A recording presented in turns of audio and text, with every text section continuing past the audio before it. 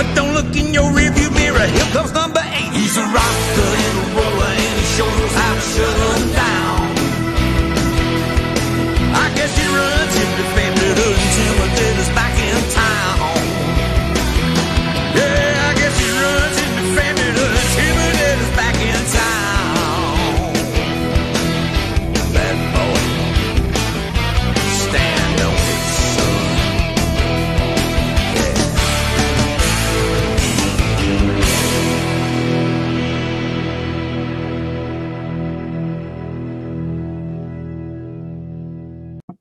And welcome to the Nasboys podcast.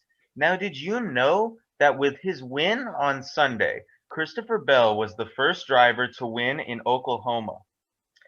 There have been 35 states with a race winner.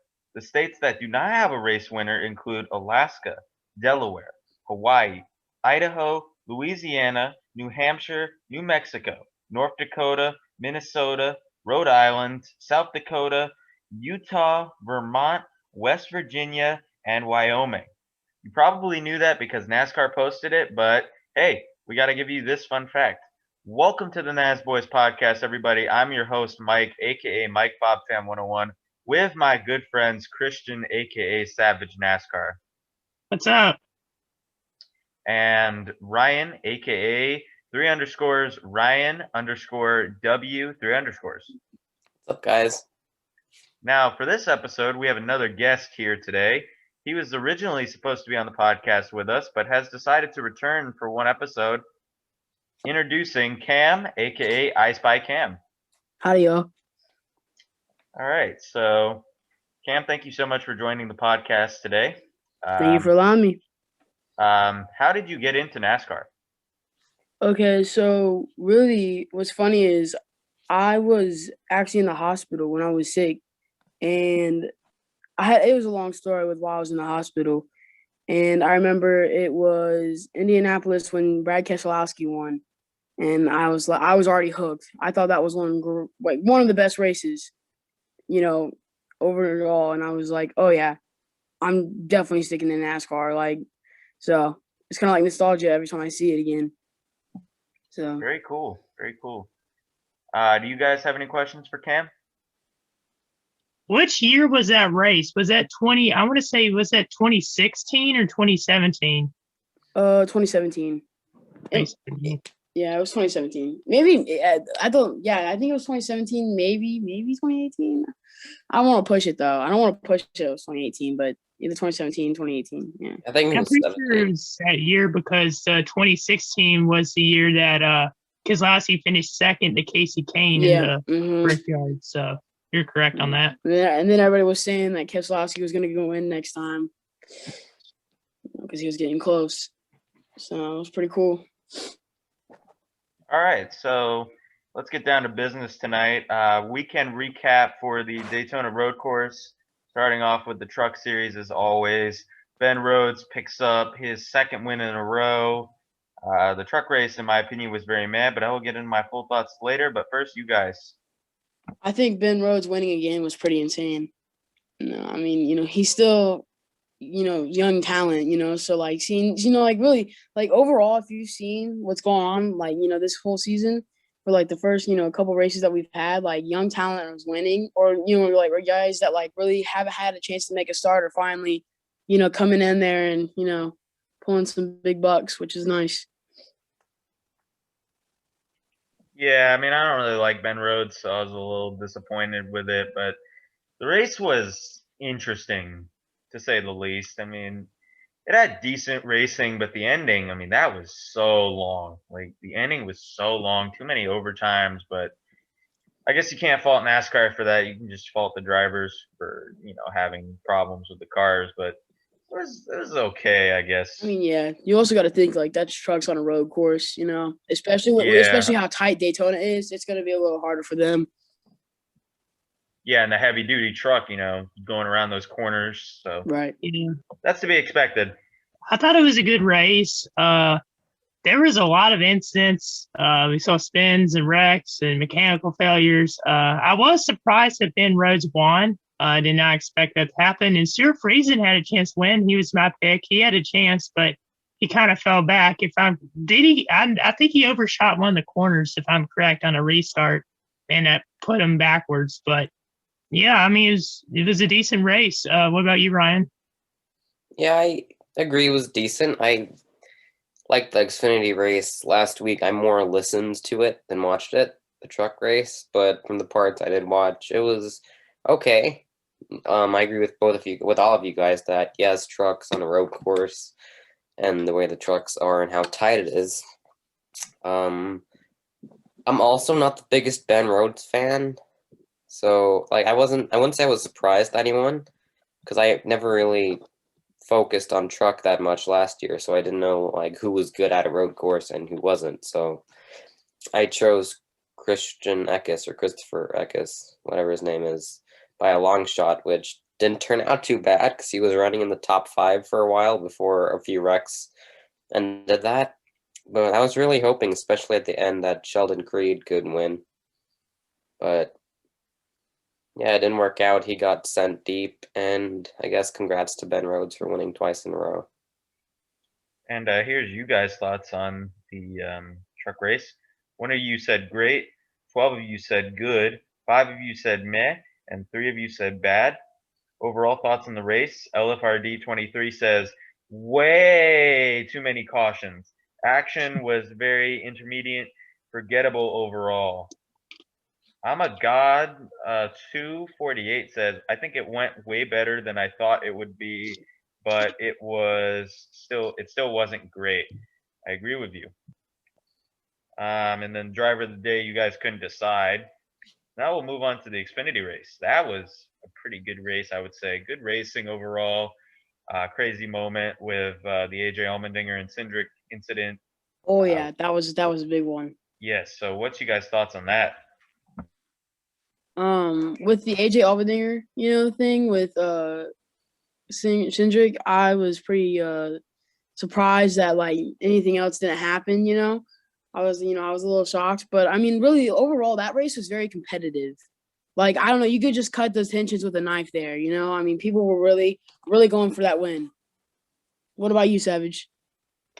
Well, I mean, I had AJ Allmendinger winning, and he was gonna. I felt like he could have won that race. I mean, he was gonna win stage 1, and he just decides to hook a left and try to block. And in my opinion, it's too early to throw that kind of block, but it is what it is. I mean, he spun out.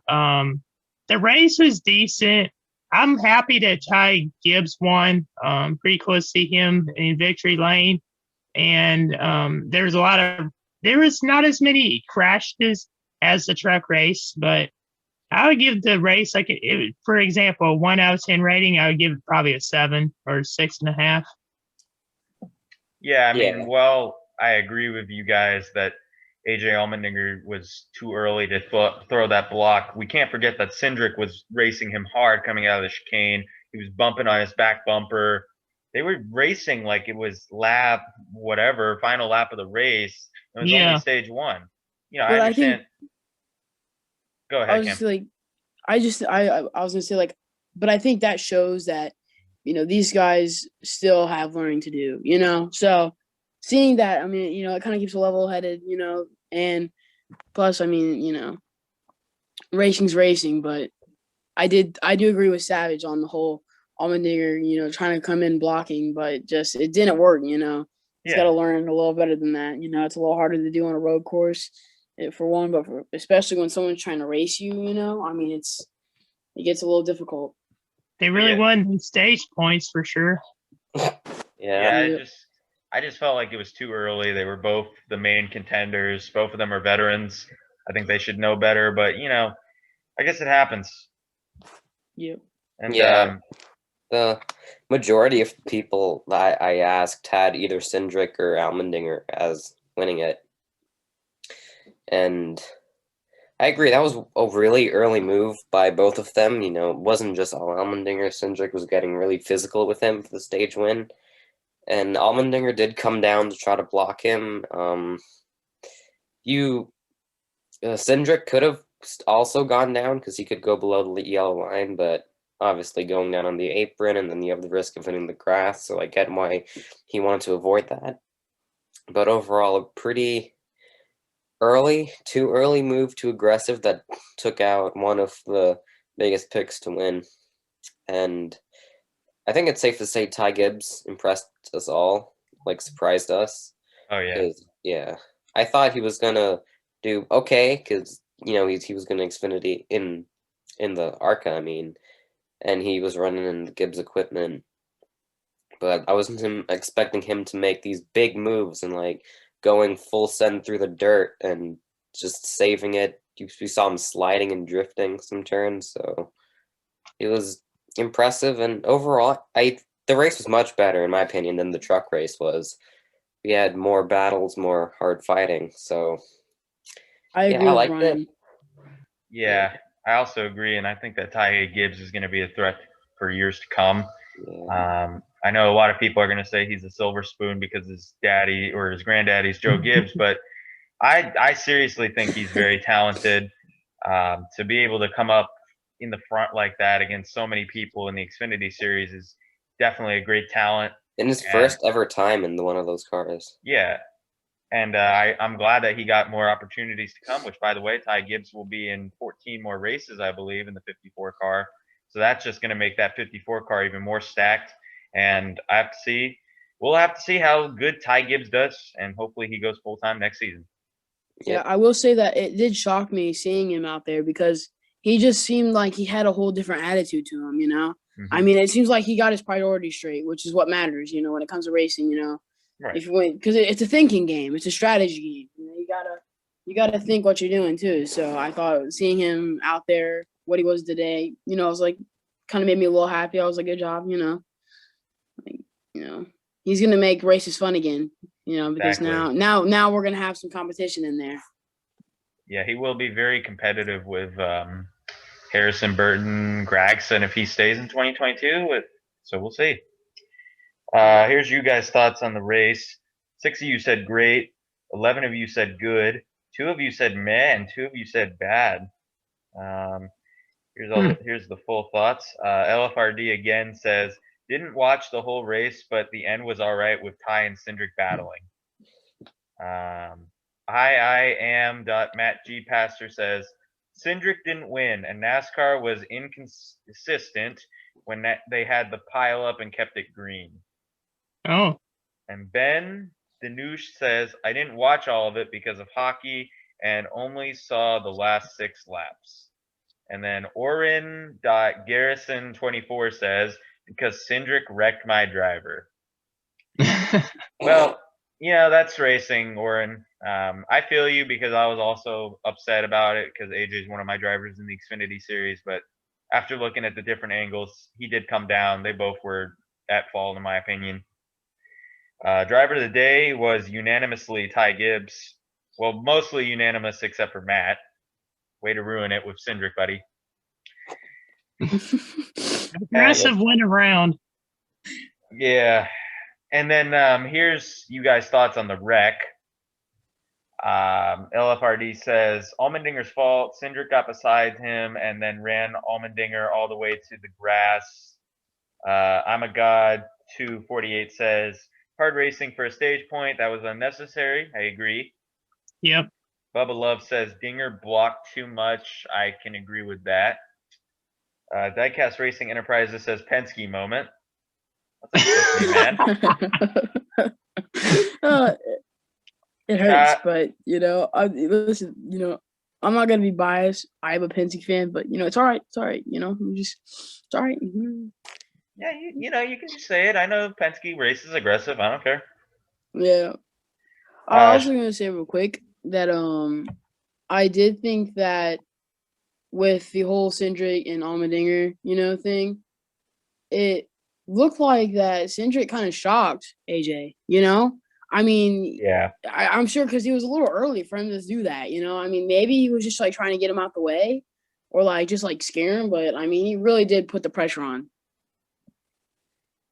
Yeah, he did. And I mean, you can't fault him for that, but if it was the last lap and he did that, that would have been awesome, but it was just stage 1, man. So Right. If Shazam Jimmy Rana, Johnson did that, no one would have been mad.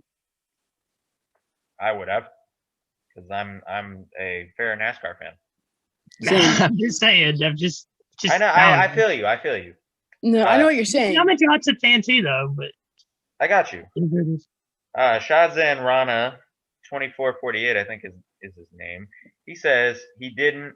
AJ blocked him to the grass because I had put. What are your thoughts on Cindric wrecking AJ, which was poor choice of words on my end. I that am at G Pastor says, you mean Allmendinger wrecking himself? Ben Danush says, I don't know. Someone explain to me what happened. Since we're recording this on Wednesday, the Wednesday after the race, and this episode is going to be uploaded a week after, here's the clip. Oren.Garrison says, they were racing too hard that early in the race. I agree. And Brandon, who is not here because he has things to do, just puts a bunch of emojis. He put blank face, bored face, semi-angry face, bored face, blank face. Bruh. So basically every teen high school girl. Yes. Snapchat girl. And now the Cup race. That was a very interesting race, I would have to say. Good racing, manufacturing issues. What you guys' thoughts on that? Well, to be honest with you, I didn't watch the full race. I'll kind of talk about that in a second, but I thought it was a good race. I mean, it did better than I expected. I mean, the last day Daytona road course race in the July, that it wasn't that good, but this one was. And my pick to win, Martin Truex Jr. started in row 10 or around the 20th position. I was like, oh well, that's a bad pick. He flew through the field. I don't know if y'all at home were watching that race, but he flew up to the top 4. I was like, well, he's a threat to win. Chase Elliott, of course, dominated the race. He ended up getting spun out by Hamlin and gave me Martinsville vibes. And then, Truex Jr. had a chance, and he spun out on a restart. And there's a lot of wrecks at the end. Like, I literally went to go vacuum my car out with like maybe 15 laps to go. I did like half the car. I go back inside. There's still 12 laps to go. They had another caution. I'm like, oh man. So I go back outside to finish cleaning my car, and there's still 6 laps to go. Like, they had so many wrecks at the end and all that. Kurt Busch came back from a spin. It was a very entertaining race, and I'm happy Christopher Bell won.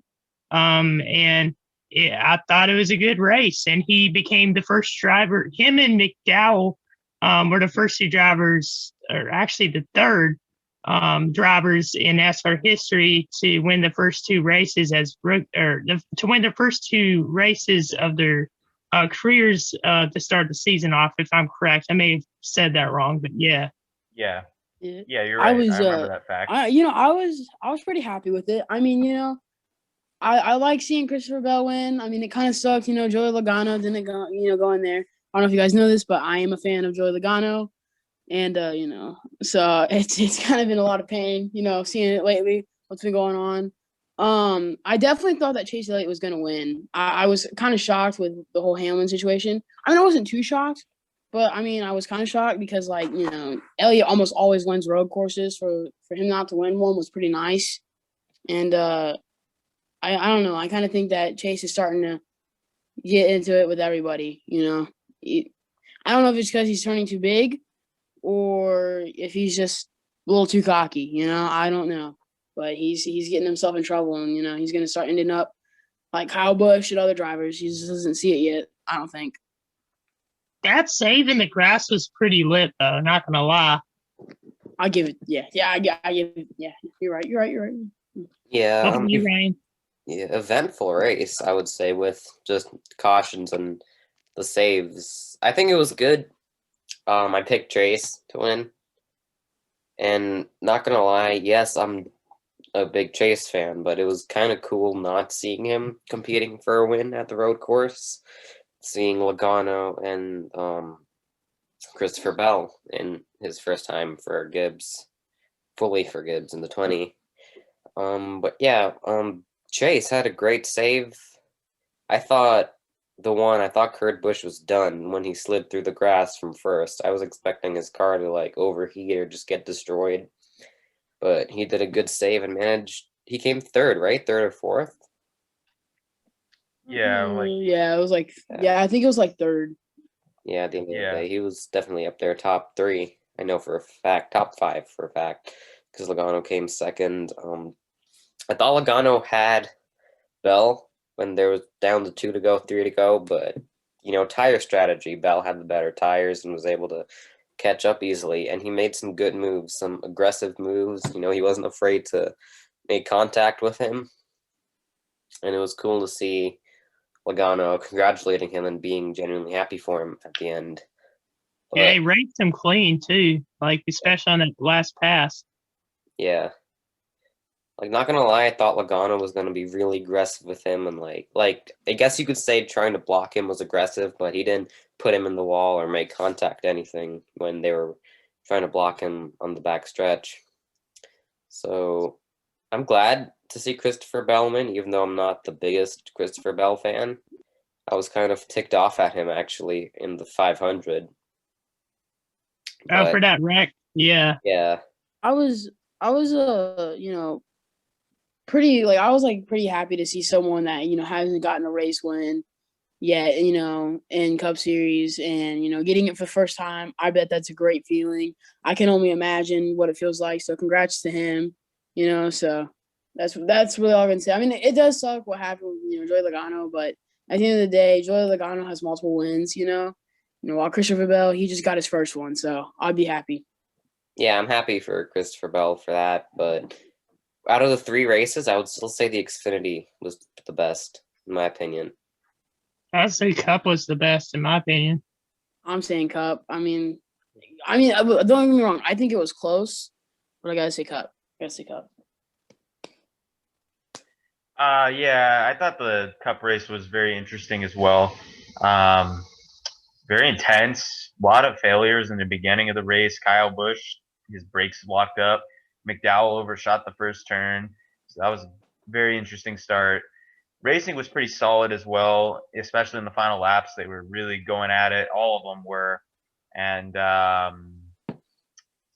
it sucks what happened to Logano, like what Cam says. Like I've said for probably the 3rd or 4th time in this entire podcast existence, I am a Logano fan. I sometimes get salty. I was very upset that Christopher Bell passed him, but just in the heat of the moment. Just in the heat of the moment. I'm very happy for Bell. I'm glad he won. He's definitely a very talented driver. He's going to make JGR definitely a super team now. And I think that's great that he got his first win, and maybe there will be more to come. Who knows? Yeah, it's funny because every time Joey Logano makes mistakes or messes up, I always go to Mike about it. I'm like, Mike, I didn't just see this, right? This is true. We just express our pain. I can confirm. Hey, funny story. I know we need to move on to the next subject, but I also want to say this: when the Daytona 500 happened, me and Cam FaceTimed the very end of the race so he could see what was going on, and we were both freaking out about the wreck because we both thought Keselowski was really seriously injured, and then Logano got yeeted. But yeah, fun times. I hit the wrong button on the story thing, so I can't read what you guys said, but the majority of you basically said it was a good race, and you guys couldn't figure out a driver of the day, just like with the truck race. So now we will move on to a segment about Dale Sr. Here is an edit. Here's the edit right now.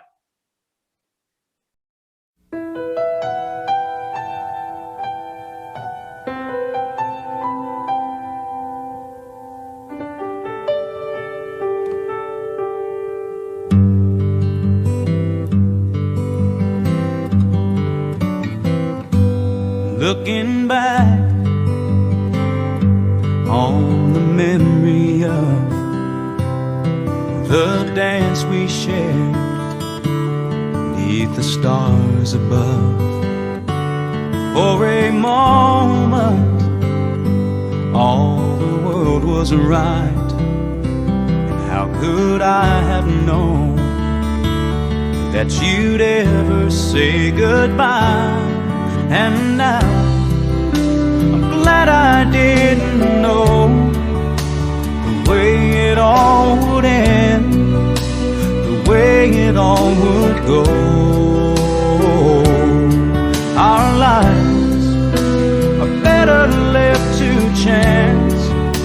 I could have missed the pain, but I'd have had to miss the dance.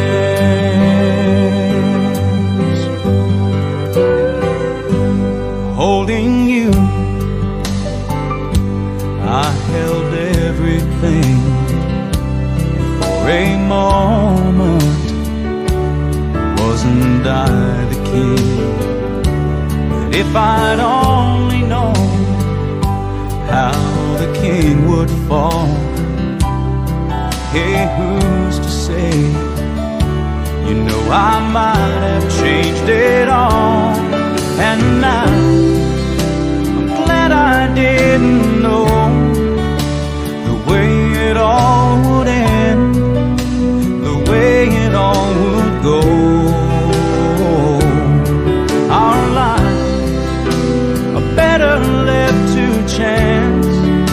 I could have missed the pain, but I'd have had to miss the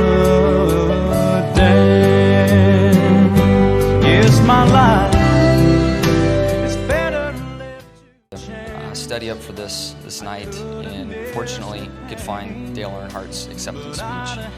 And I took a quote from his speech from the person bringing him to the stage in 1994 after he won his summit. He quoted Dale as saying, "I might have won as many championships as Richard Petty, but he will always be the king."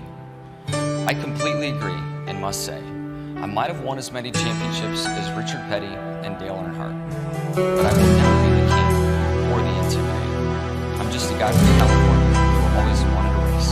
Thank you all. Have a great day.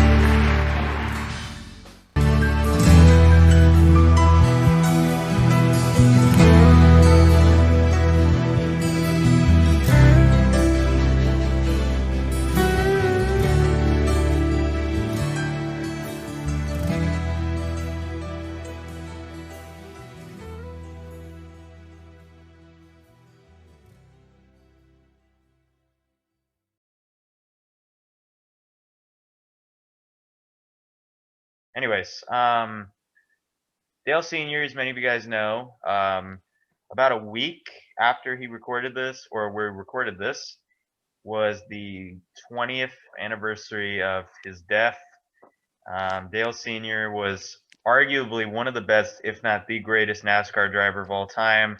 His death made several safety innovations to NASCAR, and he's deeply missed by everybody.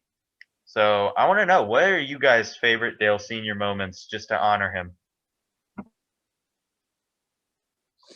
I think just in general, like the way he would race. I mean, he brought a whole new perspective to it. I mean, really, his nickname was really what he put out up there. You know, like some guys have these nicknames where I don't really see it, but with him, I mean, you know, he proved his nickname. You know, he proved his worthiness.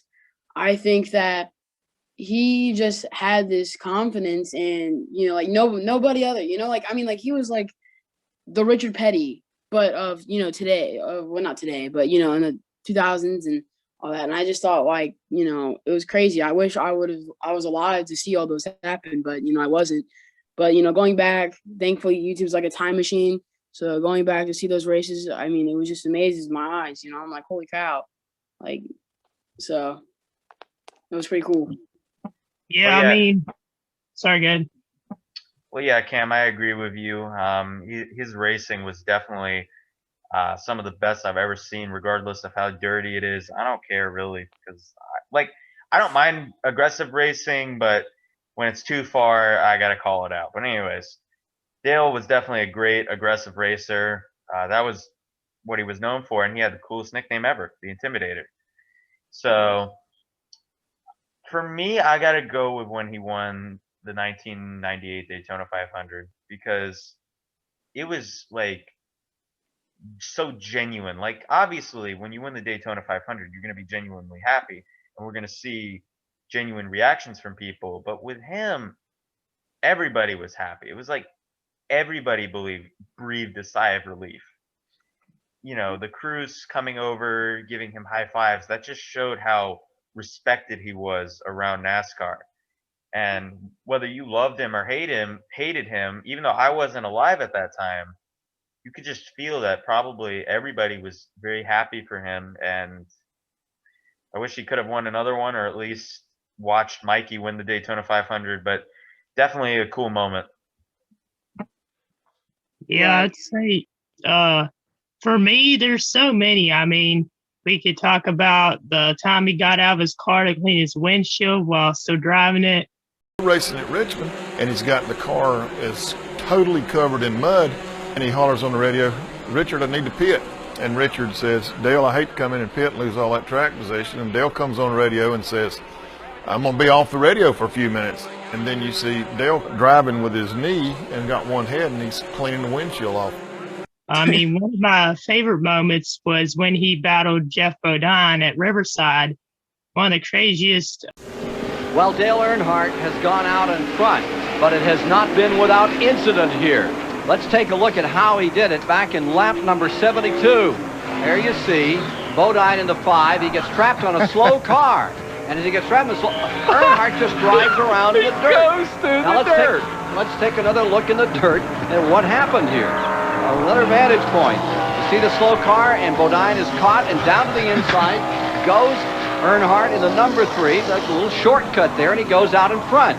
Then Bodine decided he was going to straighten things out. He went back around with that horsepower on the long straightaway. Here they are back at turn 9. This is still on tape a few moments ago. Earnhardt just leans up with a little nudge here. Along they come, side by side. They're headed back, and now once again we're going live because they are back together again, side by side. They actually touch and slammed each other up into turn number 1, but they're doing it all the way around the racetrack. Look at this, all over that racetrack, inside, outside. You're watching it live again, and that is Earnhardt up in front. Bodine is in second. Ricky Rudd is just watching it, saying, if these two guys want to beat themselves up, that's fine, I'll wait for a while. I tell you, maybe Earnhardt could use Dr. Petty, the neurosurgeon here, because I think we're going to need a brain scan on both of these two guys. I don't know. It'd probably be a straight line, but it'd be worth turning the machine on. Here they are back in that long straightaway in first and second. It is now Earnhardt with the lead, and perched on the rear bumper is Bodine with Ricky Rudd back there. Look at Bodine sweep around out of that draft. That's the one place you really can get hooked up in a draft. Go back into the lead. Now let's what happens here. Bodine has the advantage. Here comes Earnhardt back another time. Pulls up, goes to the high side. Jeff moves up just a tad, but he wants to stay, though he doesn't want to get in that inside line if he can help it. Here they are, back across the stripe another time, and at the light, here's Earnhardt swinging out. This is right what Earnhardt did the last time, and they came side by side into one and leaned on each other. We can always pass them in the dirt because it is shorter that way. I've never seen in my life somebody go through the dirt on purpose. Have you? That's a good example of what Earnhardt will do to get in the lead in the race. Well, I've seen Joe Ruttman do it. Look at this. They work each other over and collect it and keep on going and pick up a couple of spots. Buddy, does Bodine watch his mirror, or does he have to keep his eyes to the front? Can he watch Earnhardt try to block him, or does he have to just watch where he's going? No, he has to drive his own race now. He has to get Earnhardt back here till he sees him upside of him. I think he could probably feel Earnhardt behind him because he's been touching him about every lap.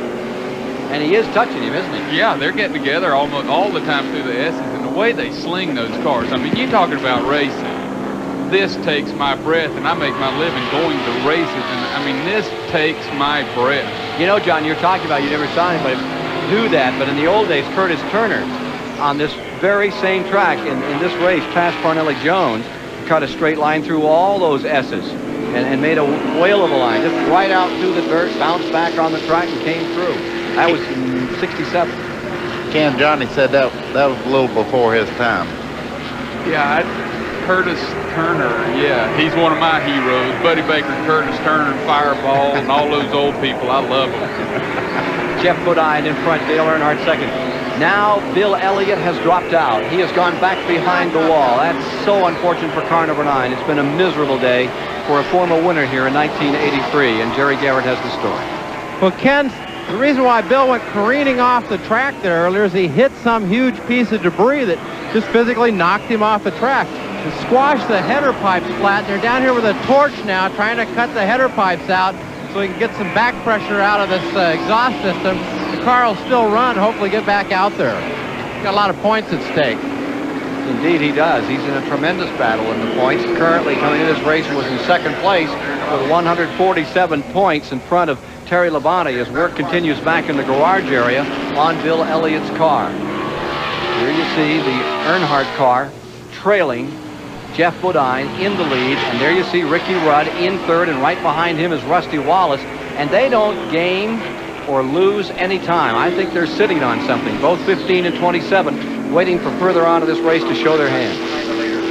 How's that for a shot of the tire marks from Earnhardt on the side of Bodine's car? Hats off to the cameraman for that. My question again to you guys in the booth, it's pretty obvious here, I think, that Jeff Bodine's got a whole lot more steam in his car than does Dale Earnhardt. Down that backstretch, Bodine's just gobbling him up. He could pass him back there, or he could pull away from him back there. Earnhardt's got to be using up that race car to be keeping this kind of a battle going with Bodine. Will that thing take that kind of abuse the rest of the afternoon? Buddy Baker? Well, I think it'll, you know, they're tough cars, both of them. They wouldn't be in the point standings as well as they are if they were not tremendous race cars, but Earnhardt's car is the tank. He can have a wreck that totals most cars and keep going, so he's definitely tough. Johnny Hayes? I think what Earnhardt's doing now is relaxing a little bit, sitting back a little bit. Bill Elliott's back into the race, but I think Earnhardt's going to sit there and relax, let the tires cool down, and hope that Bodine relaxes. Then here he's going to come back again and ambush him from the side and go back to the front. I think, I dreamed last night Ricky Rudd won the race, Rusty Wallace finished second, and I believe that's about where it's going to end. Who finished third? You ain't going to believe this, but Phil Parsons, and I did say, Phil finished third? Well, he's in 10th right now, and he's running the lead lap. That's interesting. The second place man, Earnhardt, third place, if you believe in dreams and all that sort of thing. Rusty Wallace fourth, Bobby Allison fifth, Benny Parsons in sixth. In seventh, Terry Labonte, Harry Gaddis in eighth, Kyle Petty to ninth, Bill Parsons 10th, Morgan Shepherd to 11th, Darrell Waltrip in 12th, Alan Kowicki in 13th, Joe Ruttman 14th, going 15th is Dave Marcus, 16th Rick Wilson, 17th is Richard Petty, all in that lead lap. More from Riverside Live shortly. Battles in history, they were just sliding over the place. He was driving through the dirt. It was really fun to watch that. And like Cam said, it's really cool to go back on YouTube and watch these old races. And I know like one of them, another one in particular was the Bristol race in 1985 where Dale Sr. led, I'd say 350 of the 500 laps in that race.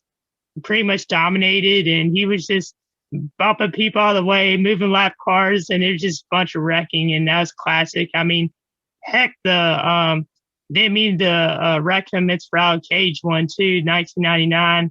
That was a classic. Gordon Smith is putting on the ultimate Saturday night fight. No way. Got under him, and I said, man, we're going to lose this. When I saw Terry get by Dale and they took the white flag, you just kind of go, well, wonder when and where it's going to happen.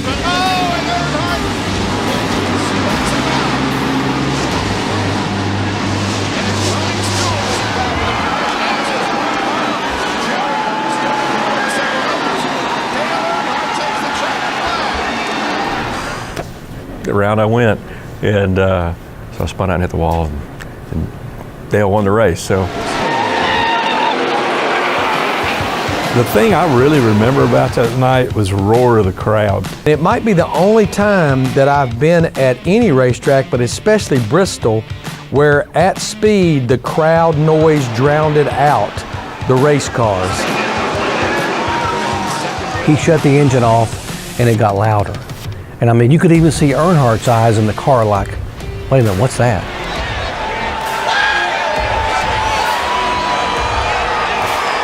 I mean, they were so many people cheering and booing. You couldn't tell which was which because it was so loud. 140,000 people were there, and every single one of them had an opinion on what they just saw. And he was backpedaling a little bit, indicating that he didn't mean to wreck Terry. Terry got into me in the middle of 3 and 4, and I was going to get back to him and just rattle him. I wasn't going to wreck him, but I got to him and he turned him around. So didn't mean to really turn around, meant to rattle his cage up. Made for an exciting night, an exciting finish. 20 years ago, I never really dreamed that it would still be, some of the highlights that they show. But Bristol is just a special track, and it was just always one of my favorite tracks to go to. And it's really neat to be able to have, won a couple of races there and to be in some exciting finishes. When you come to Bristol, you're going to leave with a memory of all the racetracks that we race. You will have memories when you leave Bristol Motor Speedway.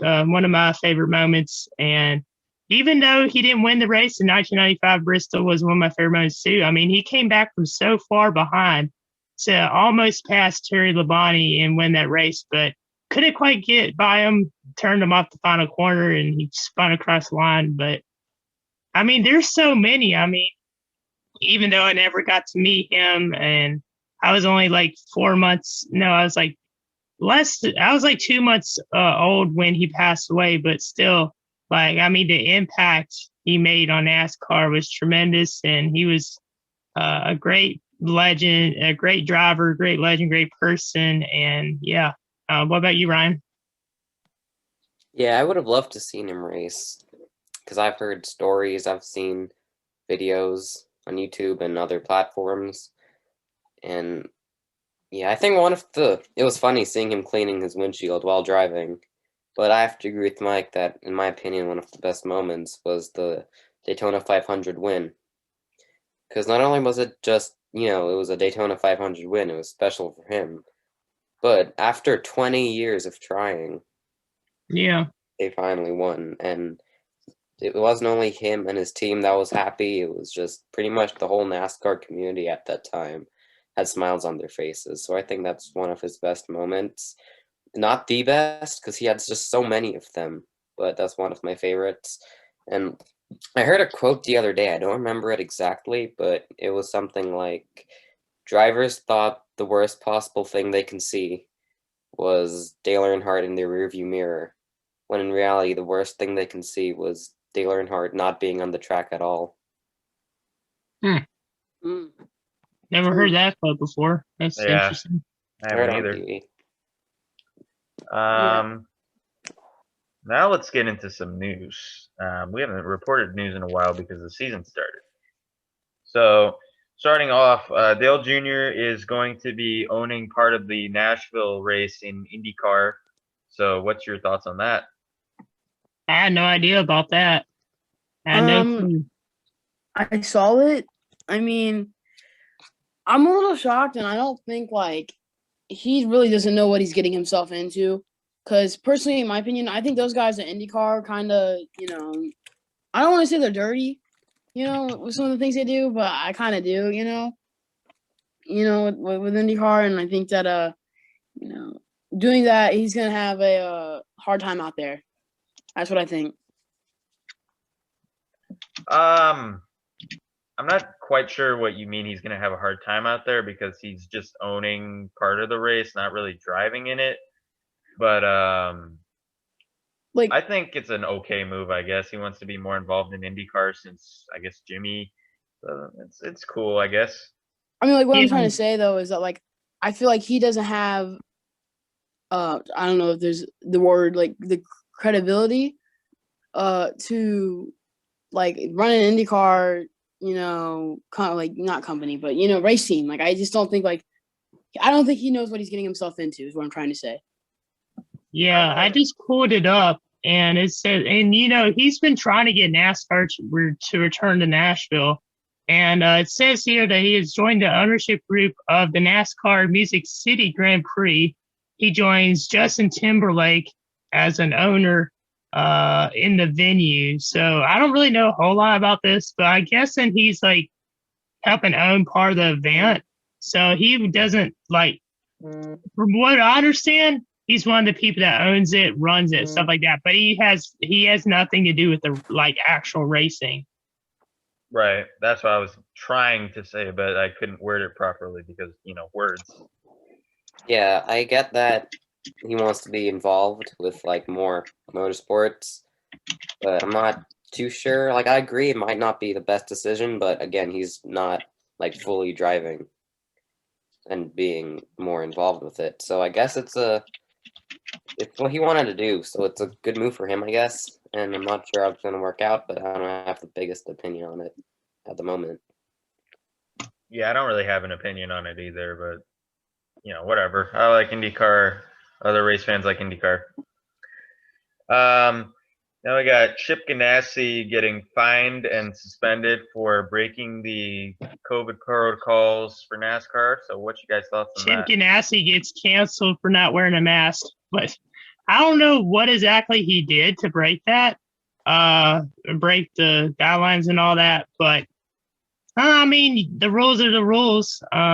Supposed to social distance. I don't know exactly what he did. But if any of y'all know, let us know. But I guess he did something regarding either not wearing a mask or he was too close to something. I don't know. But I mean, it is what it is. I'm pretty sure he had too many people, like Oh, one too many extra people. person. Okay, that's probably a good reason. I Yeah, mean, like there was like 10 or something like that, some number, and he had more than that in a certain group. So Yeah, I think that I don't know. I mean, it's a tricky situation to say the most because like if someone was to get COVID, then everybody could have maybe had a chance of getting COVID. So that does bother me. But I mean, I don't know.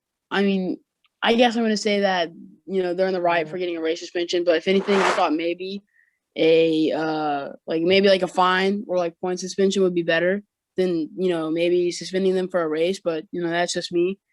I was also gonna say that with with all this stuff that we're talking about, guys, if you have any opinions, drop them down in the comments. I mean, yeah, we're always there to read them. So yeah. Yeah, and I believe Cam is also going to be our social media manager, so he will probably read those comments. But anyways, Cam, it's not going to be that the team is getting suspended. It's just that Chip can't attend the race because there's too many people. So he's just serving his one race suspension, and I think he's getting fined. oh, so it's only him. Yeah, the team can still race. Okay, well then, I don't care then. So maybe it's either that there was too many people or he didn't have a mask on. It's one of the two cases. Because I believe that he just brought too many people, or he brought someone in that wasn't supposed to be there. That was it. Yeah, because you don't even see the drivers' wives and kids being there. Like it's just them and the team. So I don't know. I feel for him. Like obviously, like if he wants someone there, like a sponsor, to be at the track, he should have just marked it down. The rules are there for a reason, but it's not surprising considering that I guess people are getting fed up with this COVID stuff, regardless of your opinion on it. And that's just my take on it, pretty much. Just I don't really know what to say. Just not surprising, really, because everybody's got to bring people to the track, and yeah. Yeah, not surprising, but I mean, he did know the rules. And I Googled it, and on ESPN it says he brought someone who was not considered essential personnel into the garage. Oh, so like a guest, basically. That's Yeah, so like maybe a family member or someone, I'm not sure, but yeah, I'm sure all the teams are fed up and would love to have their friends or family or back in the garage. And again, he knew the rules, he broke them, but I can't blame him. I mean, they're all tired of this COVID. I mean, they want it back to the way it used to. I mean, it's been a year since the lockdown happened in Charlotte, and people want to be more free. They want to not wear masks anymore. They want to have everything back to the way it was. So yeah, and I'm sure like the fans out there were giving them life, so And I mean, even though that adrenaline's pumping, I'm sure when you hear the fans, screaming at the top of their lungs, I'm sure that just gives you more adrenaline, which they don't have, this past season and now coming on to this season as well. So, it's going to be a rough ride for them. I knew that fans were essential in any sport, but without the fans watching any sport, whether it be NASCAR to basketball even, I see it. I see why the fans are such a big part, and it's sad without them there. Yeah. So hopefully with this stuff going on with COVID vaccine, whatever, I hope that everything gets fixed soon. Well, yeah, and then But I was just going to say one last real quick thing, like just real quick, is that, it's also kind of upsetting when you see guys like Christopher Bell and McDowell and, they don't have no fans for them to cheer to, I mean, that's disappointing. Getting your first race win and not having anybody to clap there for you, I mean, that sucks. Like, that sucks. True. So I hope when everybody comes back, maybe they can give him a better applause for him, or something, because really that does suck. And then speaking of COVID, Corey LaJoie's crew chief is out with COVID, and in is Steve Letarte. So what's your guys' thoughts on that? It's pretty cool to see Steve Letarte back in. I mean, he was a good crew chief. I felt like he retired too early. I don't know how much of a big difference that'll make, but hopefully they'll do well. I actually know someone who works on their team as one of their crew members. I actually got to interview him once, and that was like over like a year and a half ago. But I mean, they did pretty well at Daytona. I mean, not gonna lie. I mean, especially for a small team that they are, they did really good. I mean, I don't know how well they'll do it like the Homestead, because it's like one of those intermediate tracks and smaller teams don't really do well there. But I mean, maybe we see a top 25. Yeah, definitely. Yeah. I think it's cool to see him back. But I agree. I'm not sure how they're going to do at Homestead. It's just one of those tracks where, it's like you said, an intermediate track. There's nothing too special about it, but it's still special in its own way in the same sense. So hopefully they do good. I want them to do good, but yeah, we'll just have to see how it goes. Top 20, I think they can do. Yeah, I'm happy that Corey LaJoie has like a new ride. I think that was pretty nice to see. I thought like he was kind of getting screwed in the 32, and even though maybe this might not be the best, I think if you guys give it a couple years, we might see a change. I mean, he already looks like he's running better than he was in that 32. So. I mean, we'll see how it goes, considering that they're on a track where, like, how do I say, like, it's more predictable, I guess. No. I'm speaking for more like super speedways and all that. I mean, like with Homestead, I don't really think that he's gonna have a chance. Yeah. I mean, I think he'll probably be in the back. But, I'm just saying, like, there's still ways that he could get wins within Daytona, Talladega. I mean, there's a couple, some of the road courses too, I believe, I mean, if he gets a good starting position, because with the way they're doing, starting positions, I wouldn't be surprised maybe if he got something like that. Yeah, I mean, with Steve Letarte there, I feel like it won't help as much. It might with pit strategy, but with the equipment, I don't think it's going to really help that much, but it's still cool to see him back. Yeah. Now we're going to go into another top 10 made by our Christian. Credit to this one again. So coming in at top 10, we have Matt Crafton's back-to-back wins at Homestead. What's your guys' opinions on that? If you guys want to, I mean, we don't have to, but if you thought maybe it's like special enough, we could talk about it.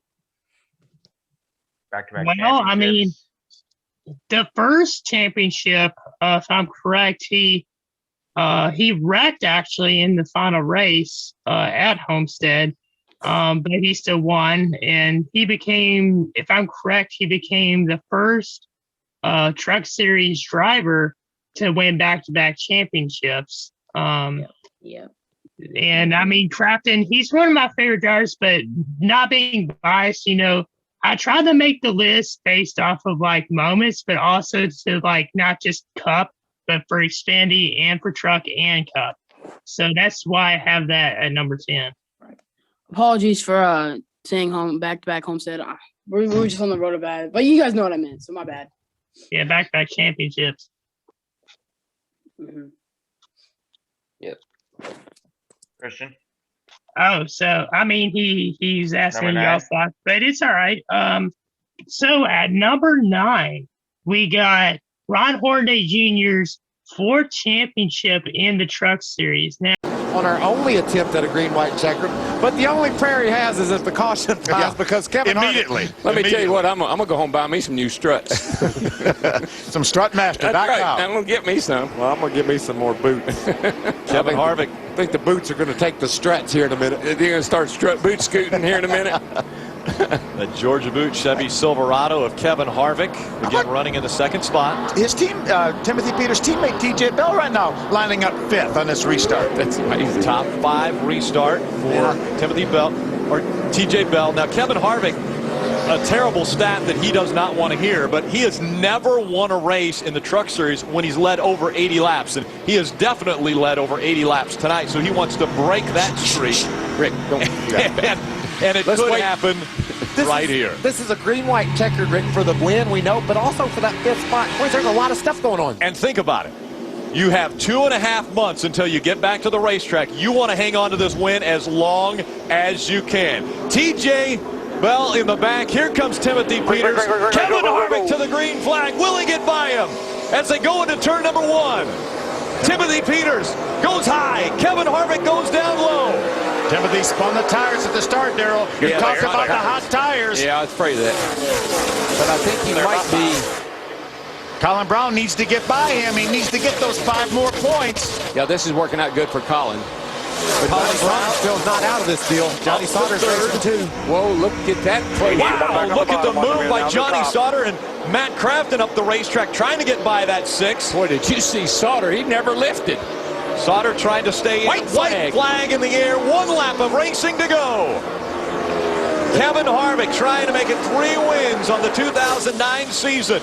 He has grabbed the Owners' Championship. Now a great battle for 2nd. Look out, boys. It's going to get rough here on this last lap. Colin Brown trying to get that. Oh, look at Matt Crafton's going by on the inside. Here comes Crafton trying to take 2nd away. And we know he'll drive it down in there. Here he goes. Crafton hard through 3 and 4. Coming out of turn number 4.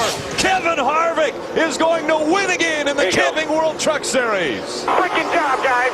That's the way to put an end to a year right there. Yes, sir, buddy. That's for sure. 2 in a row for Kevin Harvick. Kevin Harvick will be able to hoist the championship trophy for not only his driver, but the Owners' Championship has been settled. And that 5th place position looks like it might go to Colin Brown. We're going to wait to find out until the official results are out. But a great battle to the end in 2009.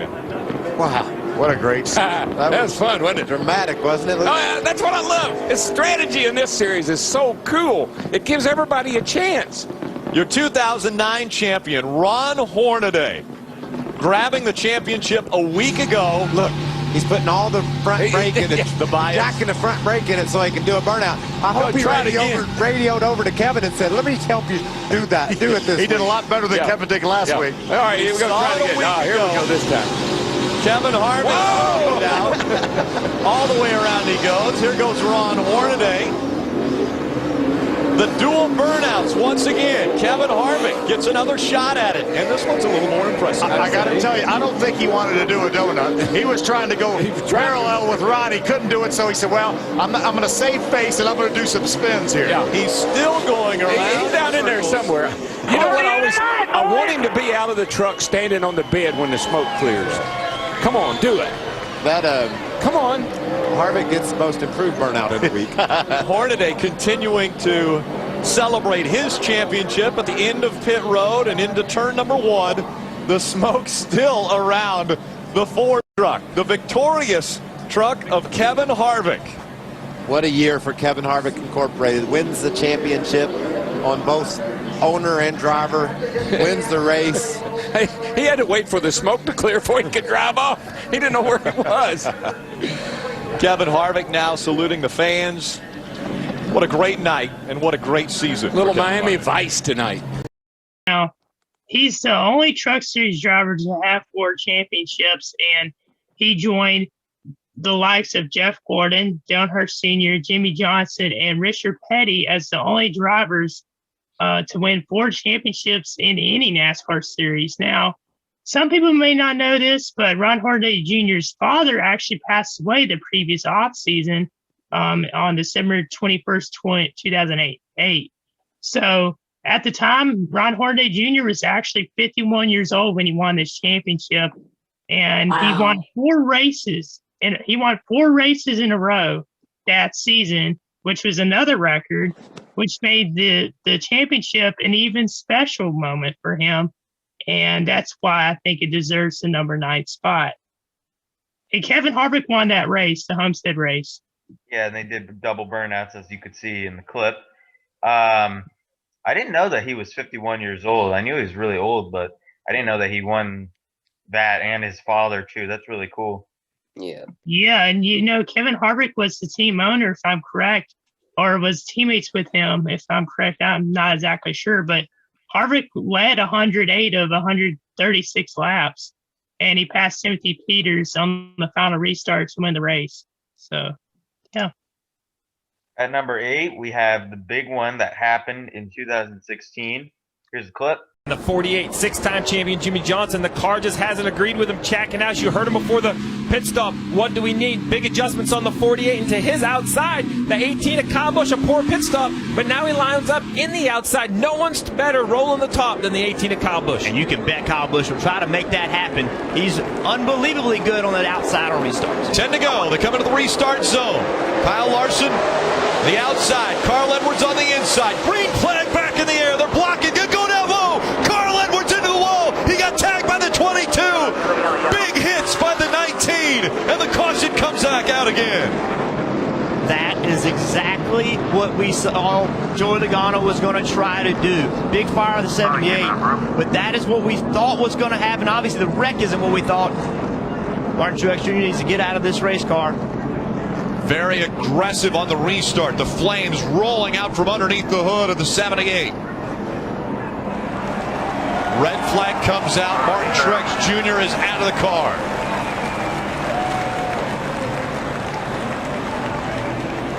Huge contact for the 19 of Carl Edwards. First it was the inside wall, then he was hit by another car. A championship's on the line, Rick.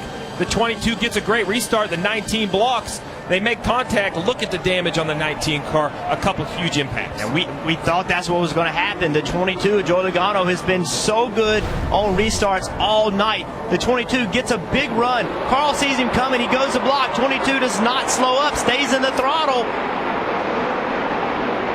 Big wreck. And the 22 really ended up getting a lot better out of that situation, because it looked as though Brad Keselowski laid completely off of him, the 22's teammate. Well, he wanted enough. That's how close he came to winning his championship, and he's been waiting since that moment to have another opportunity. And with only 10 laps to go to win a championship, to end up in this situation, he has to be unbelievably disappointed. Marty.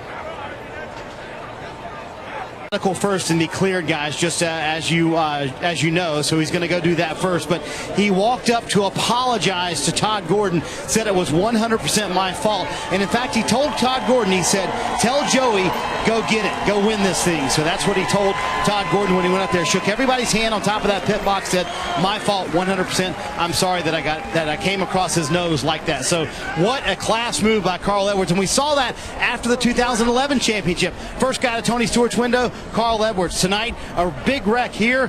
First guy up to apologize, Carl Edwards. Well, Rick, if I'm a crew member on the 19 team, if I'm Dave Rogers, Carl Edwards, crew chief, I'm completely okay with this. Those are the moves you have to do. No one wanted it to end like this, but if he allows the 22 to get to his left with 10 to go, stuck in the middle 3 wide, he knows he's ran these restarts all night long. He was not going to be in the right position. He was going to lose the lead. We talked about What would teammates do to one another to try to win a championship? Well, what as a driver are they willing to do to win a championship? Carl Edwards just proved they're willing to do about anything to try to protect the position. Steve, it's racing. That's it. Racing is going to be aggressive. And then when you add a championship on the line, guess what? It's going to become more aggressive. Joey Logano, great restart. Carl Edwards had no choice but to try to block. And it looked like Carl Edwards said to the fire and rescue gentleman that's walking with him, hey, thanks for walking with me on this. Normally it's a ride. It was a wild ride for the 19 after an incredible race. It ends 10 laps too soon. Chevrolet's. So it started on the second to last restart in the 2016 Ford 400. The championship four was Jimmy Johnson, Kyle Busch, Joey Logano, and Carl Edwards. They were all pretty close in vicinity to each other at the time. Logano was looking to the bottom to try to get the lead, and Edwards didn't realize that he wasn't clear of Logano trying to block to go for the championship, which is understandable. Ultimately, Logano wrecked him off the block, and Edwards hit the wall, separating the track from the pits. Now, the best moment of this was when Edwards got out of his car, and instead of throwing something at Joey, throwing a fit on the track, he walked right up to Joey's pit crew and he said, "That was my fault. I hope Joey goes out and wins the championship," and shook every one of those crew guys' hands. And it really goes to show you what kind of person Carl Edwards was, and I wish that he was still racing, and it's definitely a shame that he's not in anymore. Yeah, definitely. I think he retired a bit early, but at number 7, we have Daniel Suarez's Xfinity Championship. Again, race leader is Cole Witt in the 14. Elliott Sadler on the inside running second. He spun the tires. Elliott Sadler goes by right when they get to the start-finish line. Here comes the 19. Daniel Suarez trying to go to the high side. You absolutely called it, Jeff. That really helped out the 19 and the 1 on the bottom lane. The 19 of Suarez has cleared the 1 and back out front. Here comes the 3. Ty Dillon trying for a win. Sparks coming out from underneath the 1. Still holding on to second. For the championship, 2 laps to go. Daniel Suarez with another great restart. Shot out to the lead. He's got a 3-car length lead over Elliott Sadler. The other championship contenders, Justin Allgaier back in 7th. Eric Jones is 8th.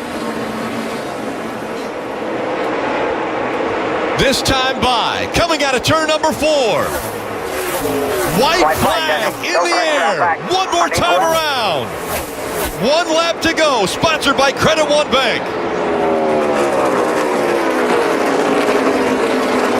Daniel Suarez, the 24-year-old from Monterrey, Mexico, has the lead and has been dominant. 132 laps out in front today. The one thing he wants to do is lead lap 133. To be out front for the final lap. As he comes out of turn number 4, he will be the first ever international champion in NASCAR.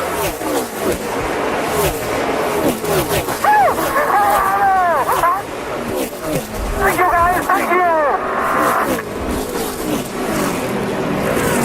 Daniel, outside, buddy.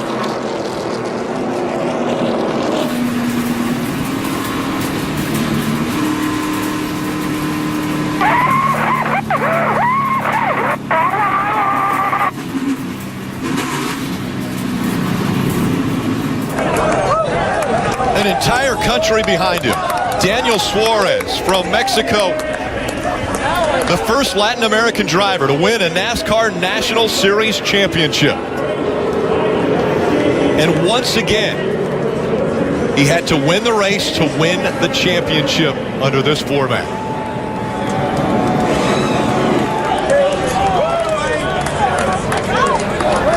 Coach Joe Gibbs celebrating with the team.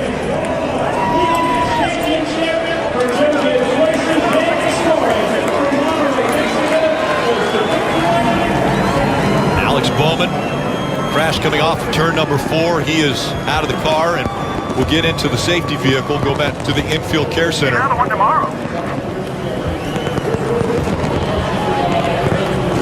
And the team is going to go see their champion driver. Daniel Suarez, the best he finished in the NASCAR Mexico Series, was second. He had 10 wins in that series. A year ago, the Rookie of the Year in the Xfinity Series. And now in his second full season in the NASCAR Xfinity Series, he is a champion.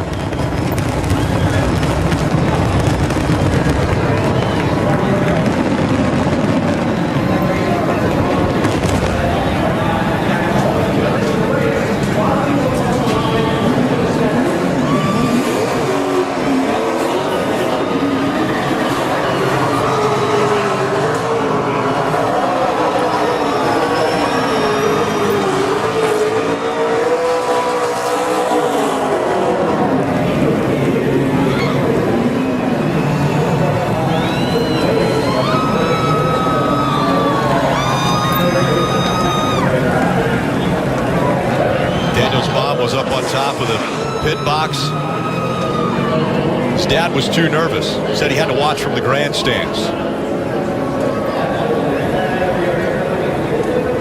The nerves didn't get in the way for Daniel Suarez today. A dominant performance.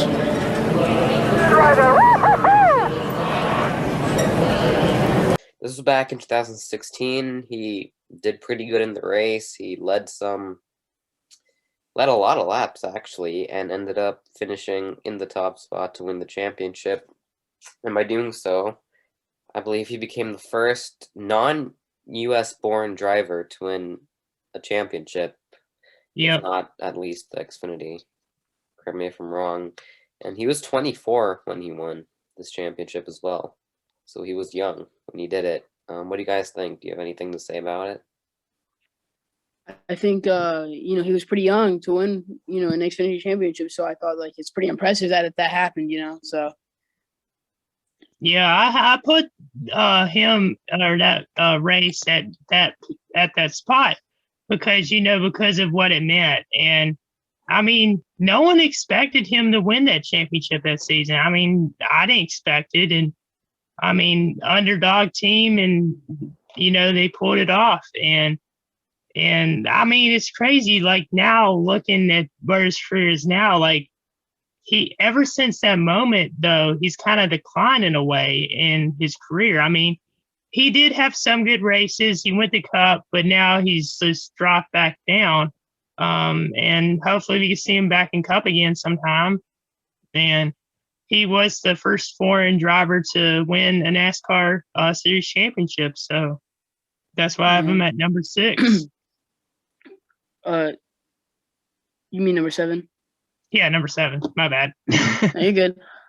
Coming in at number 6, we have Kyle Busch's Cup title in 2015.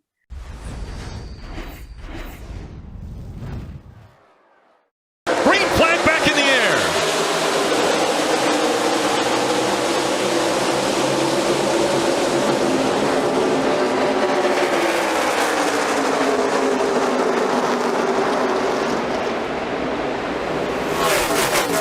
Kyle Busch out front. One more time around. Kyle Busch missed the first 11 races of the season with a broken leg and a broken foot after an accident at Daytona. It's by 20. Down the backstretch. His closest competitor, just a dot in the rearview mirror. Through 3 and 4.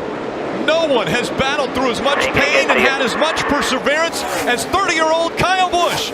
Tonight he earns his first Cup title. Kyle Busch, the 2015 NASCAR Sprint Cup champion. Oh my God!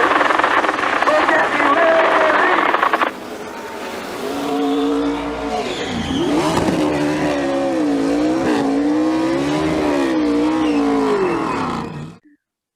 I thought that it was, really that was a good race. I mean, when you think of a good championship race, I kind of vision as that one being a pretty good one. I mean, it was a very competitive. It seemed like everybody really wanted it. Everybody really wanted that title. So, going out there was pretty exciting. And and the reason why I have it there is because not only, yes, it's controversial that he got into that chase or that playoff. He started off the season by breaking his leg, and he had a bad wreck at Daytona in the Xfinity Series. He missed half the season, and he was able to get back in points and be able to make the playoff. And then he was able to win the championship. True comeback story. And it was his first championship, and he had been in the series for, if I was correct, like 11 years, and without winning a championship, and then he's finally able to get it done in Cup. So yeah. So moving on to number 5, we got the 2003 Ford 200 now. 2003 was an amazing points championship. It went down to the very last race. We had 4 drivers that were all fighting for the championship. It's the kind of season finale that everybody hopes for. 3 or 4 guys realistically able to win the championship. That was intense. And it looked like it was Brendan Gaughan's championship to have. He was going to just take it away from everyone else and walk away. Brendan Gaughan had really emerged as the guy to beat because he went in there with a point lead. Well, Jim Smith didn't think that was going to happen. He wanted his driver to win, so he actually entered a few extra trucks in that race, and one of them happened to take out Brendan Gaughan, and Brendan was not happy at all. Big problems. Our point leader gets spun around and hit hard into the wall. I don't believe it. Obviously, there was a lot of hard feelings on Brendan's part because from the outside looking in, it looked like that was intentional. We had a Dodge that could win the championship, and Jimmy Smith can kiss my ass. Brendan Gaughan still breaks down and cries at the mere mention of it. Ended up even stranger than that because Ted Musgrave tried to make a pass on the very final restart before he got to the start-finish line. He was passing to the inside, and you can't do that. Musgrave jumps the restart, and then he gets black flagged. And all these things are going on in such a short period of racing. And so what happened was Ted Musgrave thought he won the championship. Jim Smith thought they had won the championship. What a day! What a day! Oh, man. I waited 9 years for this! Musgrave is celebrating. Jim Smith is celebrating a championship, but it turns out it wasn't theirs. Look up at the flag stand. See that flag? Black flag was displayed. And Travis Quaffle's just sitting in his truck saying, all right, I think I might have won, but until they tell me, I'm going to sit here and wait. He waited 15 minutes, but he was crowned our champion in 2003. He's coming out. He's the champion. We got it. And then to see Travis Quaffle's face when it's announced or told to him that he won the championship, you almost had to take a nap after that race. It was so exhausting, just everything that happened. That was a phenomenal race, even without all the championship implications. A lot of y'all probably don't know about this, but it's the most controversial, in my opinion, the most controversial truck race of all time. So it's the season final. There was 3 drivers that had a chance of winning that championship. There was Brendan Gaughan, Ted Musgrave, and Travis Quaffle. So basically, Gaughan, he had the points lead, and there was not much laps left to go in the race. He was around maybe mid-pack. And if I'm correct, Musgrave's one of Musgrave's teammates basically was racing Brendan Gaughan really, really hard. And, Musgrave's team owner, I don't remember the exact team, but they really wanted to win that championship. So no one knows if it's except for the owner, if it was on purpose or not. But basically, Marty Houston, the Musgrave's teammate, wrecked Brendan Gaughan on the front stretch to basically cost Brendan Gaughan the championship. And it brought out, red flag, and Brendan Gaughan had a pretty angry post race interview, and it cost him the championship. So it was pretty crazy. And then the following restart, Musgrave jumped the restart, so he got out ahead. He basically got out of line on the restart before he crossed the finish line. So he supposedly, everyone thought he won the championship, but NASCAR black flagged him. So basically, because of that, Travis Quaffle won the championship. And it's a race that not a lot of people talk about, but it definitely deserves to be on this list. And it was crazy. Yeah, I remember I was watching a video on it because I saw you say controversial when you gave me the list. I'm like, why is this so controversial? So I looked it up on YouTube and like that was just a wild, wild race. I wish we had more races like Well, that. yeah, you know what's funny too is with the post race interview. I really didn't know that's what happened. I just remember seeing the interview, and how, how mad he was, and I was like, and I could never find out like the reason why, of like why he was so mad because like really, I mean, like I think this is like kind of one of those races that NASCAR really wanted to hide. It was like one Yeah. of those where they wanted to try to just keep it on the down low as much as possible because really it was screwed. I mean, it was messed up. And I mean, Brent Gone just, you saw what happened after that incident. His career kind of went downhill for a little bit, and then he went to Xfinity, went to some Cup races, then back to Xfinity, and he just couldn't win a championship. So the sound of the nail of the final coffin on the Chase contenders' hopes of upsetting Jimmy Johnson. Got a lot of champagne. Half a lap, bud. Carl Edwards is going to win the race, but coming through turns 3 and 4, the championship is going to go to Jimmy Johnson. And if you don't think he's going to be one of the greatest, think You're again. looking at the 5-time champion. You're looking at him.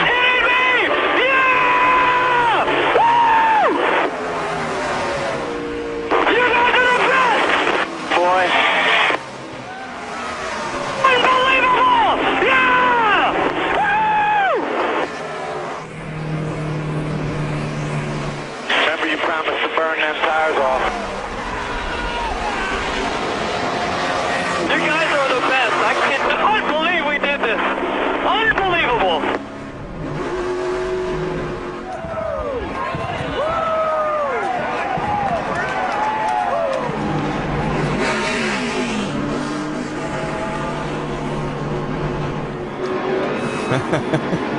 Yes, it did. Your T1, Chad.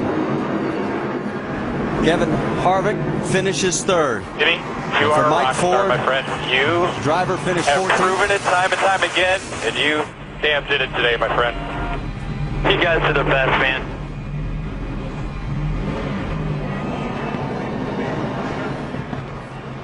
The disappointment for Harvick etched underneath that helmet. We almost had a collision on the front straightaway.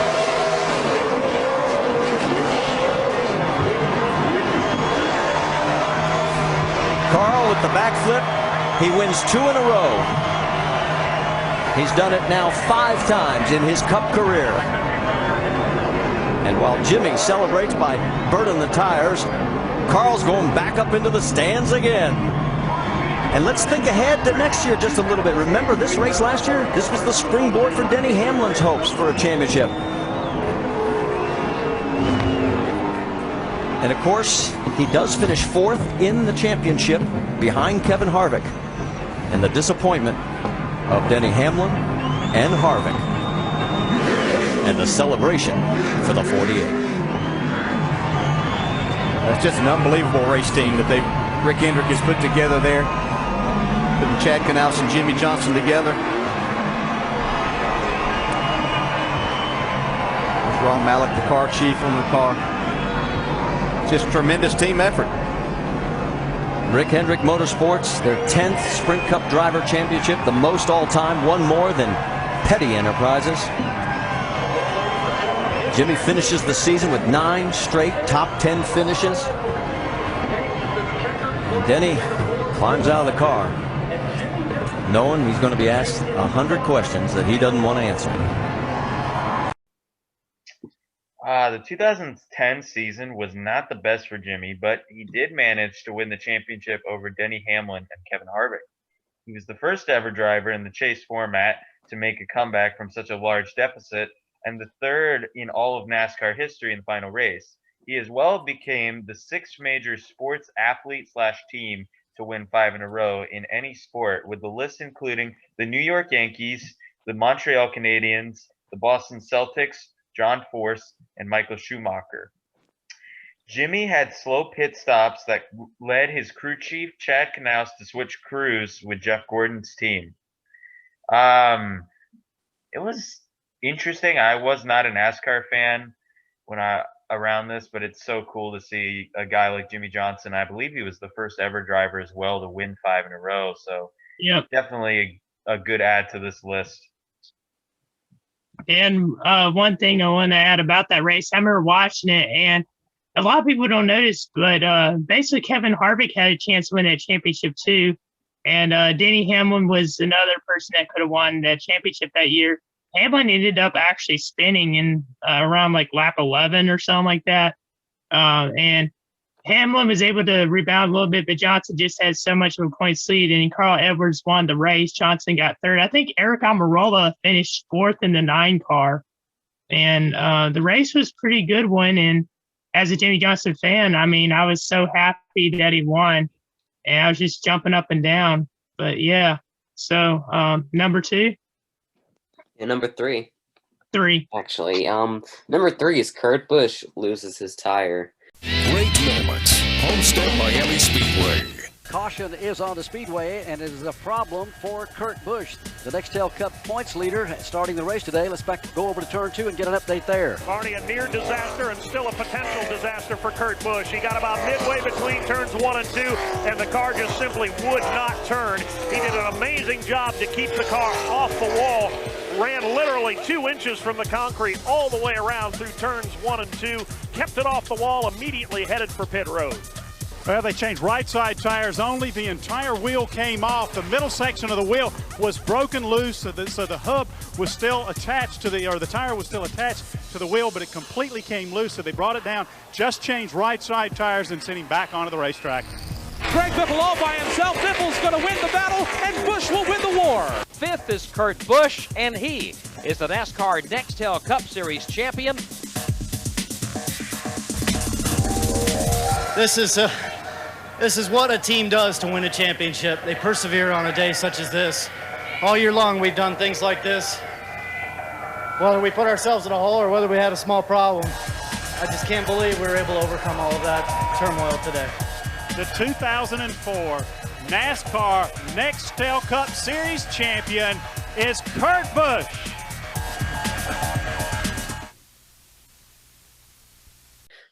In the final race, obviously, of the 2004 season for the championship, on lap 91 out of 267, Kurt Busch, who was contending for the championship, claims that he blew a tire and started heading down towards pit road. And right before entering pit road, like a few feet before pit wall, his right front tire just comes completely off and rolls off into the track, which actually worked out for him because it came off and was on the track under green, that they had to call the caution, which really saved him because he was in the pits for a while because his car skidded against the ground. They had to fix the tires, and luckily because of the caution, it saved him a couple laps down. It saved him from losing tons of position, tons of time, and he managed to fight back once he came back out of the pits. It was early on in the race. He had over 100 laps to go. And within that, I'm pretty sure he did have to go to the garage for something. I'm not sure when I was researching this. But overall, he did manage to come up, and he didn't win the race, but he came 5th, which was ahead of all the other contenders, and he got the title still for that year.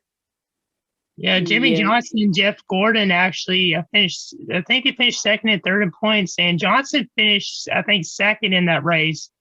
And if I'm correct, Greg Biffle won that race. Yep. Yeah. Okay, so now coming in at number 2, we have Jimmy Johnson winning his 7th championship title. Coming back into the restart zone.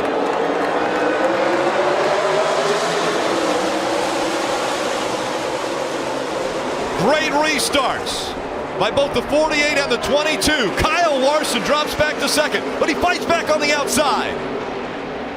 Here comes the 4.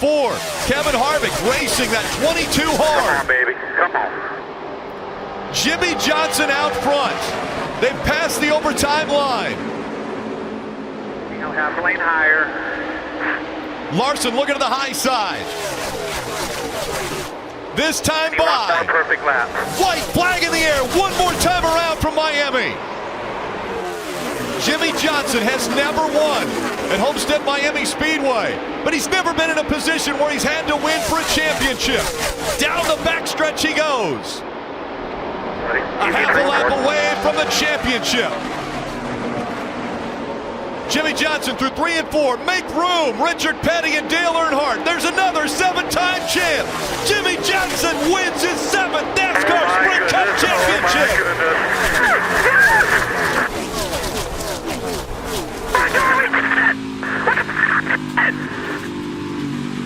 You are looking at 7-time champion, Sprint NASCAR champion, Jimmy Johnson. I don't even know what to say. Jimmy Johnson, man, I am so proud of you. So proud of you. You're a good man. You're a great champion. Now you're a 7-time champion, brother.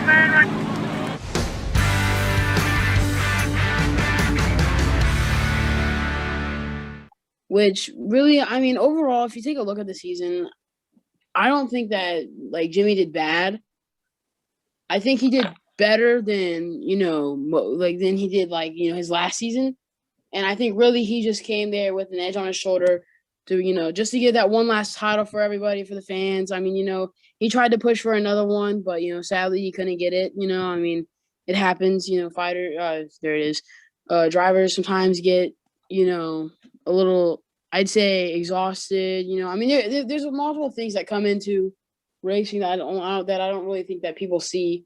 I mean, one is fear. When you start getting fear on a track, that's probably when you should retire. I mean, and that's coming from the man Jimmy Johnson himself. I mean, he even said that. He had fear, and so I mean, really, I thought that it was pretty nice seeing him get one last time, getting one more, and plus it just shows everybody how good he was. I mean, this dude really, he got 7 titles. I mean, that's insane.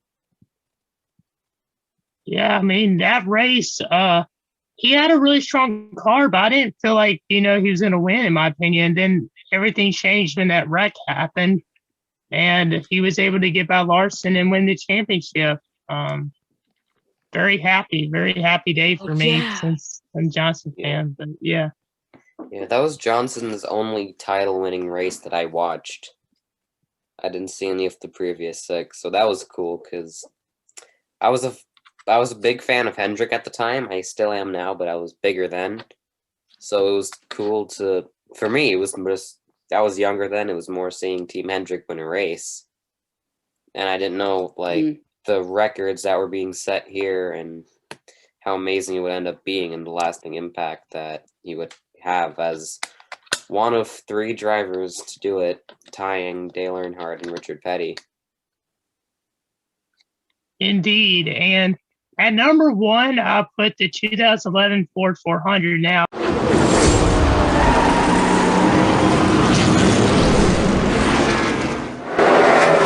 right, buddy, do what you can to save you some fuel here these next 12 laps to try to maintain your gap with him.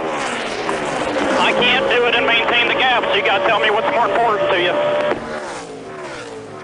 Darian Grubb told me today we can go 55 laps on a tank of fuel. I think that's better than anybody else. You heard him say, save me 10 or 11 more. That would get him to 212, 55 away from 267. Don't get a speeding penalty here, Tony.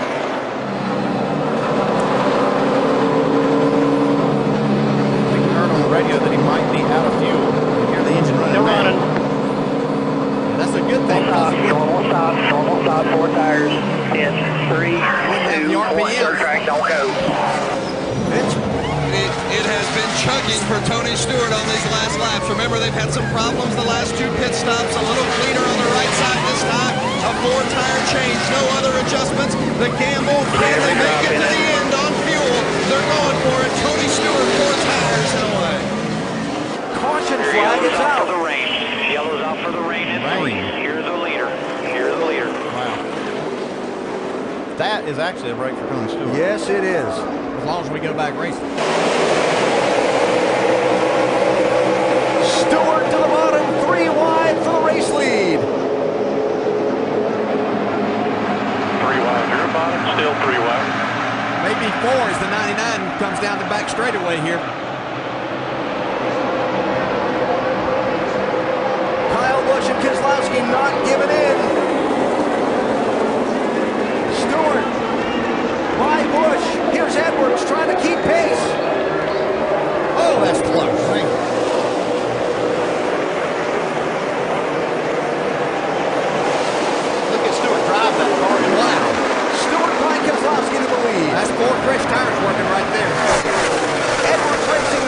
for second and trying to keep up. Oh, here comes Edwards. Got to run. Looking for second place. Look at the hands inside that 99 car. Fighting for control into the corner. All clear. Go get the 14 now. Final lap. Stewart and Edwards, first and second. Winner takes the championship. It's just the most incredible run I've ever seen out of a race car driver, what Tony Stewart has done in this case and tonight. Yeah, I think it's the best driving I've ever seen, and Carl Edwards did an incredible job too, but this is the man right here, Tony Stewart. 2002, he was the champion. 2005, he was the champion, those driving for someone else. This time, he's an older driver, and he's going to become a three-time NASCAR Sprint Cup champion. Tony Stewart wins it. So we got it? We got it. We got the tiebreaker, baby. Awesome job.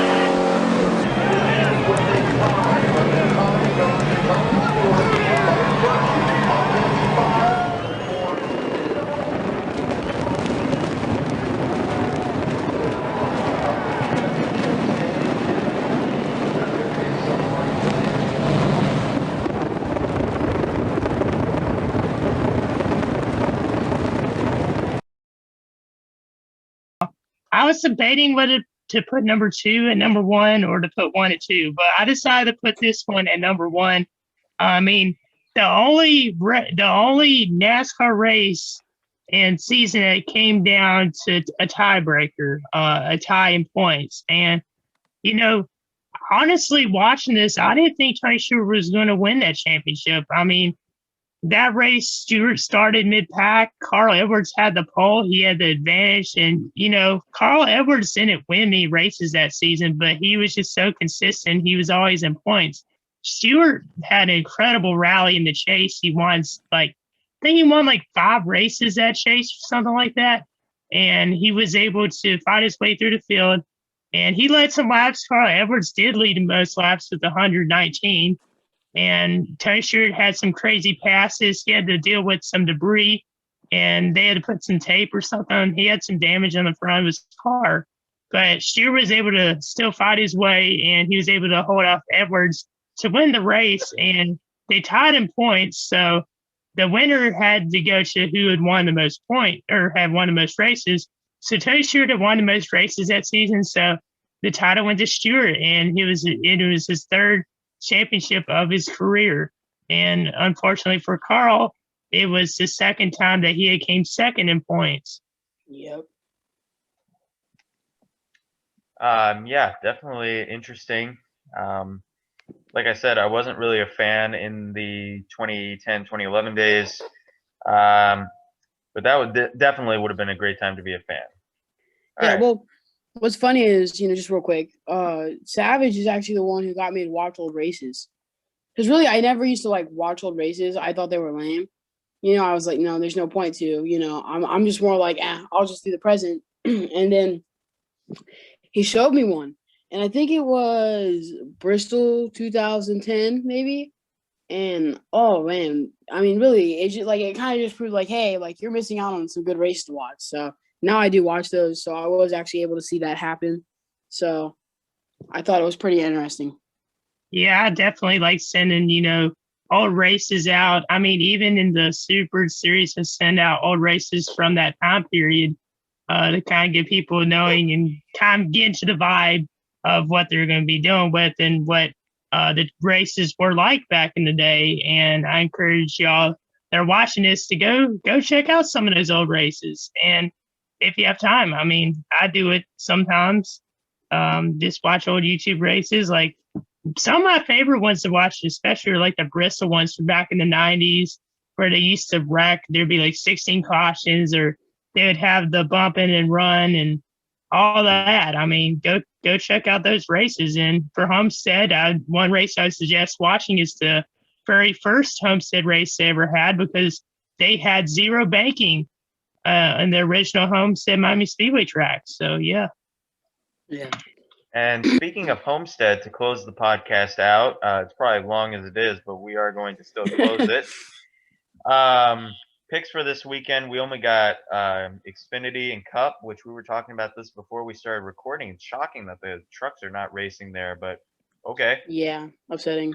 For For the Xfinity race, I got Noah Gragson. For Xfinity, for me, I have Cindric. I have no idea who to pick for this race. Very, very hard pick, but I'm actually going to go with Justin Allgaier. And I really want to see him back in victory lane, so go 7. Yeah, it'll be cool to see him back in victory lane. And I do like him, but my pick for this race is Harrison Burton. And so we all got different picks. Interesting. We'll see Yeah. who wins. Yeah. And Brandon, I believe, also has Gragson as well. I forgot to mention that. So now for Cup, both me and Brandon have Kyle Larson. I think it's just time he finally gets a Homestead win after he's been up in the front a lot. Yeah. Back show. I think he might run up front, but I don't think he's going to win just yet. And I actually had this pick before it was announced that Denny Hamlin got the pole, but I picked Denny Hamlin as the winner. So for me, I actually have Kyle Busch.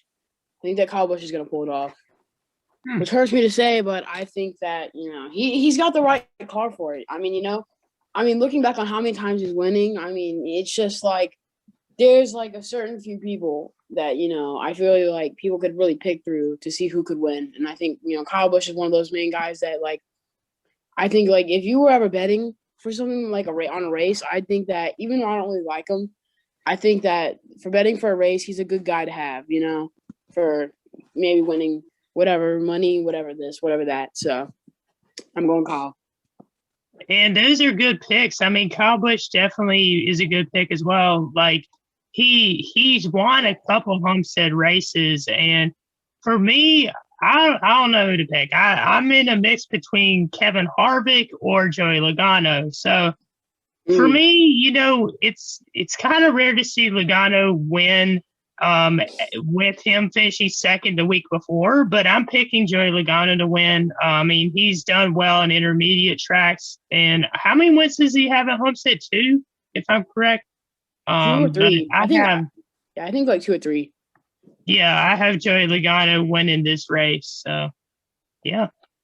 Real quick, I was just gonna say, for everybody down in the comments, also tell us your Homestead we can pick. I mean, we'd like to see you guys too. I mean, we want you guys to feel included as well.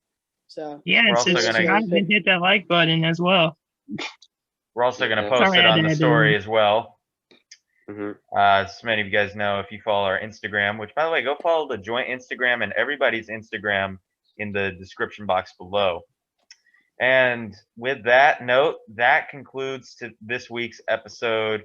Thank you guys for watching. Thank you, Cam, for coming on the show. Thank you for letting me on. We will see you guys in the next episode. Comment, like, and subscribe. Like we said, follow everybody's Instagram. Join our fantasy league. Join our Discord server. And we will see you guys in the next episode. Peace. See you guys. Yeah.